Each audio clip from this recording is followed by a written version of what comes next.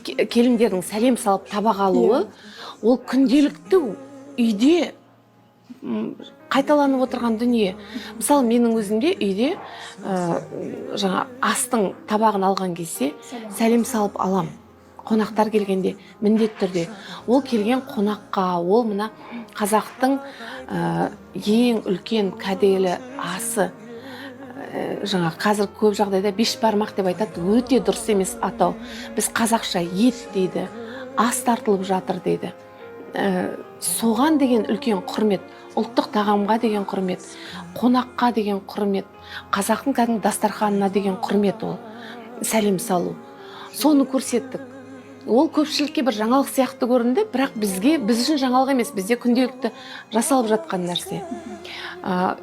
Келін келіп, орамалын тағып, сәлем салған кезде, қария адамдар, сол дастарханның басында отырған үлкен кісілер, бақытты бол, көп жаса, ұлтап деген әдемі баталарын береді.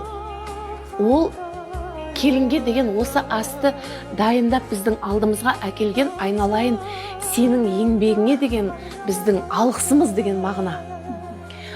Бата деген сөз қазақта 40-тың бірі қыдыр, 1000-ның бірі уәли дейді.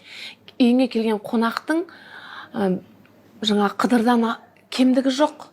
Оның айтқан батасы орындалады. Яғни саған көп жаса дейді, ғұмырың ұзақ болсын дейді, өсіп өн дейді, ұлды қызды бол дейді, бақытты бол дейді. Сол батаны алу үшін келіндер таласады біздің жақта. Үлкендердің жаңағы табағын мен алам деп, мына жаңағы ас су қамдап жүрген келіндер таласады. Ол жерде де кез келген келінді жібермейді.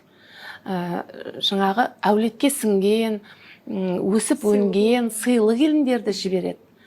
Мысалға, сүгірдің термесінде де бар ғой, батиқасын алам деп, жаңағы атамның деген терменің өзінде айтылады. Яғни ол сонау бұрыннан келе жатқан кәдімгі сондай үрдіс. Оны бізге жаңалық болмады, бірақ көпшілікке жаңалық болып кетті ол келіндердің бата алғаны, табақ алғаны, сәлем салып.